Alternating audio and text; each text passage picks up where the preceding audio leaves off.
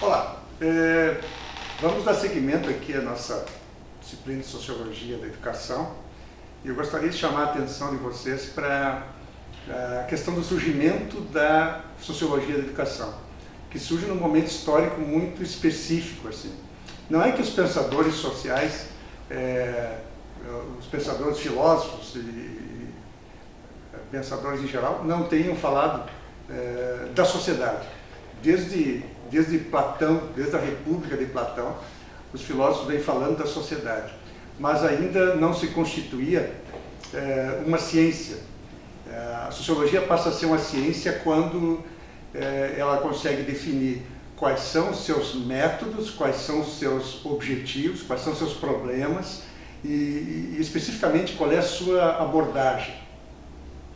Então, o material de vocês traz aqui na primeira parte, traz uma indicação assim, bem precisa, histórica, do surgimento da sociologia, que é especificamente dentro referente às duas revoluções burguesas, né, que nós conhecemos como Revolução Francesa e Revolução Industrial. Na verdade, a sociologia surge como uma resposta, uma análise desta realidade específica, assim, tá? que está surgindo naquele momento histórico. Tá? Aqui tem algumas coisas interessantes. Tá? Nesse momento histórico também que a educação começa a preocupar a sociedade, ou ela passa a ser alvo das preocupações dos sociólogos e da sociedade em geral. Tá? Há um momento histórico bem específico onde as cidades, tá, começam a se reorganizar. Eu, várias vezes, quando eu leio essas coisas, eu fico matutando, né, porque as cidades elas surgem com os gregos, tá, e durante o período da Idade Média, tá, elas praticamente deixam de existir em função da outra organização social em forma de feudos. E o ressurgimento das cidades também traz outros problemas e outras exigências. E uma delas é essa: a educação passa a ser um fator importante na sociedade, porque ela possibilita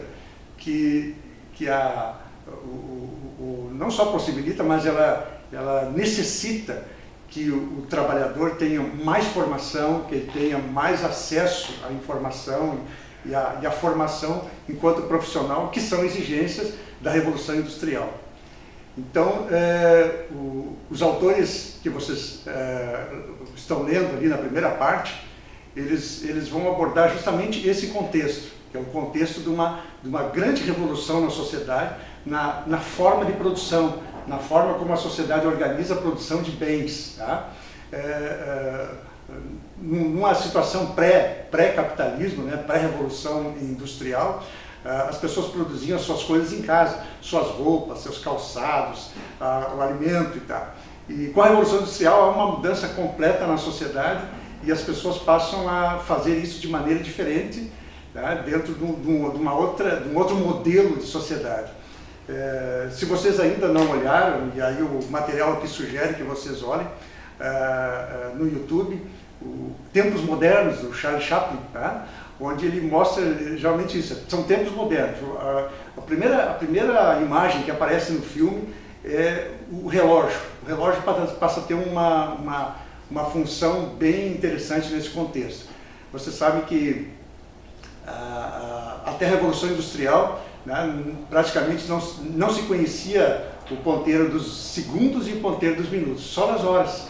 As pessoas usavam a hora não tinha esse formato que nós temos hoje de marcar segundos, minutos, tá? Mas com a produção industrial isso passa a ser importante, isso passa a fazer parte de um novo contexto, de uma nova ideia sobre sociedade, e é justamente esse contexto que os autores que vocês têm no material de vocês, né, que é Comte, Durkheim, tá? Marx, Weber, tá? Eles vão justamente abordar esse novo contexto, que é o contexto que está surgindo, emergente naquele momento da sociedade. Vocês vão encontrar nos autores vários conceitos, tá? Vários conceitos. Os conceitos eles são como ferramentas que nos ajudam a interpretar a realidade. Tá? O sociólogo, né, ele cria conceitos que nos ajudam a enxergar determinados fenômenos. Não só enxergar esses fenômenos, mas nos posicionar frente aos fenômenos. Tá? Então, o primeiro trabalho que foi pedido para vocês, para colocar os principais conceitos e tal, eles nos ajudam a entender como é que aquele autor está vendo a realidade. Tá? Se nós pegamos uma perspectiva mais positivista, né, que é a questão de Augusto Comte e a questão de Durkheim, nós vamos ver que eles descrevem uma sociedade capitalista praticamente ideal. Tá? Ou seja, não há indícios na sua teoria de transformação social. Se vocês pegarem o Marx, por exemplo, vocês já vão ter uma outra concepção de sociedade e uma ideia, né, de que essa sociedade que Marx estava vendo não era uma sociedade que realizava o ser humano na sua maior plenitude. Era uma sociedade que acabava escravizando o ser humano, né, na questão do trabalho. O trabalho que era para servir de realização humana, né, porque o homem se torna ser humano pelo trabalho, o próprio trabalho acabava escravizando o ser humano. Então, essas leituras dos conceitos, dos autores, elas são importantes. Tá? Tem várias indicações aí de outros artigos, né, no material, para vocês aprofundarem assim, essas questões e perceberem como entender essas ferramentas, tá, dos sociólogos é importante para compreender o contexto da sociedade. Não basta estar em sociedade para compreender a sociedade que vivemos.